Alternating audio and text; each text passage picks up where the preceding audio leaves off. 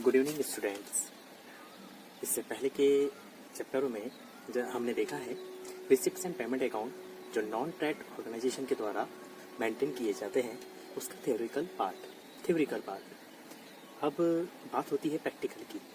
Practical based ही ध्यान रखना आपकी लाइफ करियर है, ध्यान दीजिए। थ्योरी तो आपको याद रहनी ही चाहिए, लेकिन जिंदगी मेरे दोस्त प्रैक्टिकल है, तो क्यों ना आज प्रैक्टिकल देखें। रिसिप्ट्स एंड पेमेंट अकाउंट का फर्स्ट क्वेश्चन देखते हैं क्या है क्वेश्चन, उसको समझते हैं और उसके बाद उसका सॉल्व समझते हैं। तो देखेंगे, ध्यान से समझिएगा। निम्नलिखित सूचनाओं से रानू क्लब का प्राप्ति भुगतान खाता 31 मार्च 2018 के लिए तैयार करना है। From the following information, prepare a receipts and payment account on 31st March 2018. यानी 31 मार्च 2018 के लिए एंडेड ईयर्स 31 मार्च 2018 के लिए रिसिप्ट्स एंड पेमेंट अकाउंट हमें बनाना है। इसकी इन्फॉर्मेशन देखते हैं क्या क्या दिया है इस क्वेश्चन में। सब्सक्रिप्शन पता है आपको, मैंने बताया था सब्सक्रिप्शन क्या है। ध्यान रखना, नॉन प्रॉफिट ऑर्गेनाइजेशन गैर व्यापारिक संस्थाओं की आय का एक प्रमुख माध्यम, जिसे हिंदी में क्या कहा जाता है, चंदा। तो ये इनकम साइड है, इसलिए इसमें हम क्या करते हैं, जो चीज इनकम साइड है उसमें क्या लगा लेंगे, साइन प्लस का। तो सब्सक्रिप्शन क्या है हमारा, इनकम, तो इसमें सब क्या लगाएंगे अपन, साइन प्लस का। फिर इंटरेस्ट ऑन सिक्योरिटीज भी ध्यान रखना। अगर हमने किसी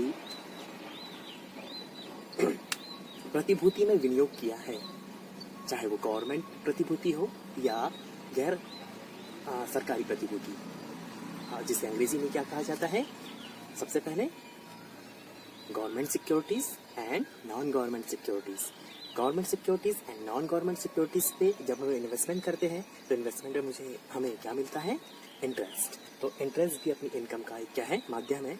हो सकता है रानू क्लब ने कोई सिक्योरिटीज खरीदी हो, उसे क्या हो रहा है, इंटरेस्ट गेन हो रहा है। तो देखेंगे यहाँ पर क्या लगाया जाएगा, इसमें भी प्लस का साइन, क्योंकि ये क्या है, आपकी इनकम। इसके बाद सेल ऑन ओल्ड फर्नीचर।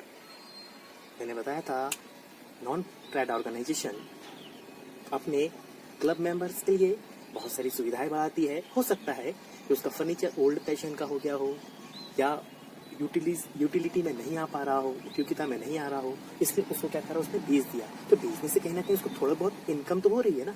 तो ध्यान दीजिएगा, इसमें रिसिप्ट्स एंड पेमेंट अकाउंट में सबसे फर्स्ट फार्मूला ये लगता है, all cash received in debit side, all cash paid in credit side.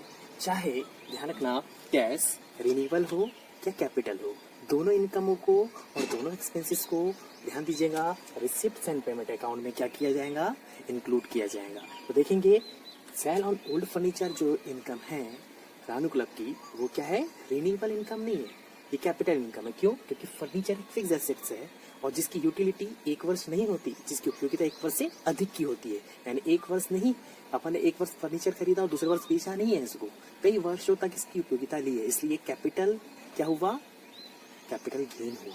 कितने का गेन हुआ, 150। एक तरीके से क्या है, इनकम अपनी क्या करा, अपने प्लस किया। आगे देखेंगे रेंट पैड स्वाभाविक चीज है।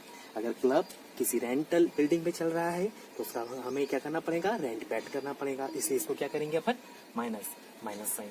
देखेंगे आगे पेटी एक्सपेंसेस, छोटे छोटे खर्च, जिसमें रिफ्रेशमेंट एक्सपेंसेस, चाय पान से संबंधित कुछ खर्च है ना, छोटे छोटे कुछ खर्चे जोड़ दिए जाते हैं। तो ऐसे एक्सपेंसेस को क्या कहा जाता है, पेटी एक्सपेंसेस, खुदरा या लघु व्यय। ठीक है, ये भी क्या है, खर्च, इसलिए इसके सामने क्या लगाएंगे अपन, माइनस लगाएंगे। आगे देखेंगे paid for outstanding creditors. Paid for outstanding स्वाभाविक चीज है, यहाँ पर किसका भुगतान किया जा रहा है, क्रेडिटर्स का। और ध्यान दीजिएगा क्रेडिटर्स की क्या होती है, लायबिलिटी होती है।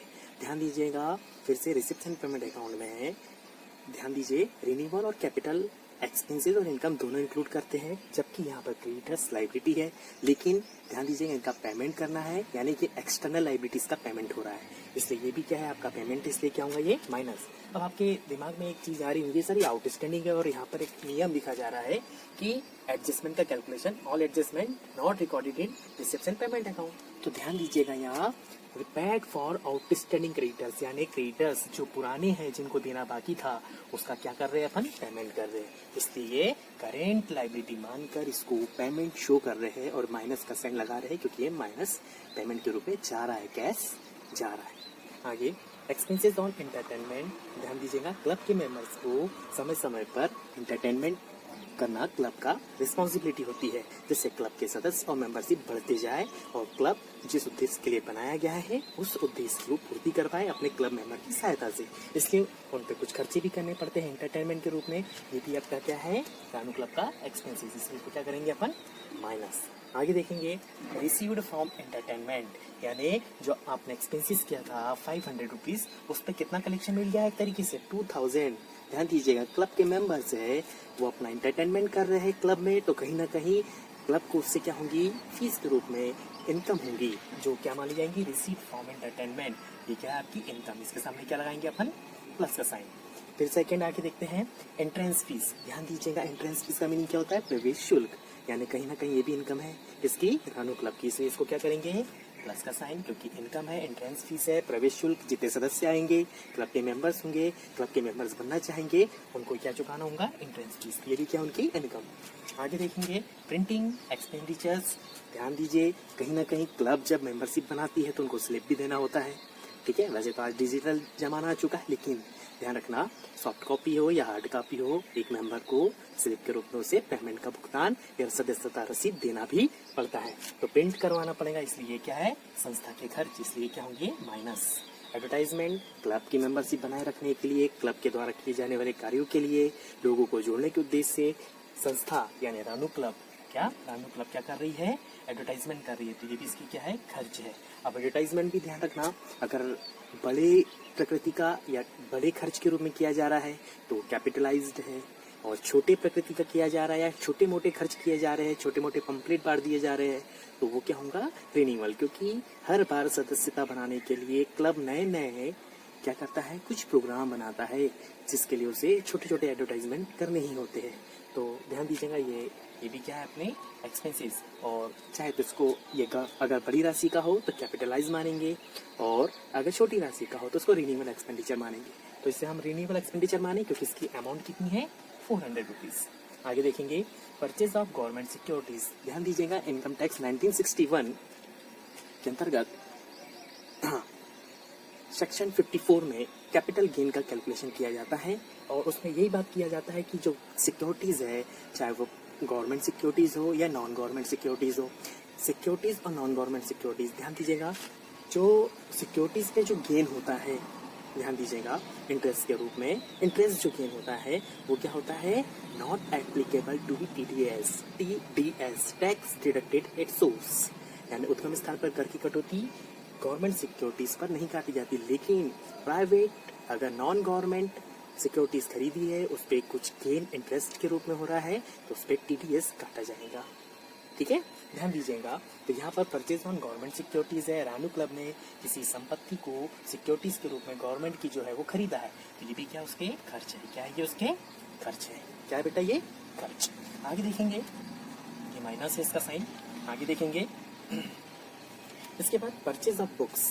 परचेज ऑफ बुक्स क्या है ये आपका, परचेज ऑफ बुक्स है 600 रुपीज। स्वाभाविक चीज है, अगर क्लब के सदस्य है और क्लब में आ रहे हैं, कहीं ना कहीं एंटरटेनमेंट कर रहे हैं, तो सब एक प्रकृति के मेंबर्स नहीं होते हैं, कहीं ना कहीं ये क्या कर रहे हैं, अपने दिनचर्या का एक छोटा सा भाग निकाल कर उस क्लब में जाना इसलिए पसंद करते कि वो उसके मनोरंजन का क्या कर सके, कहीं ना कहीं उस मनोरंजन को करे, जिससे वो खुद क्या हो जाए, रिफ्रेश हो जाए और अपने काम के लिए वो क्या रहे, समर्पित रहे। तो ध्यान दीजिएगा हमेशा इन चीजों को हमेशा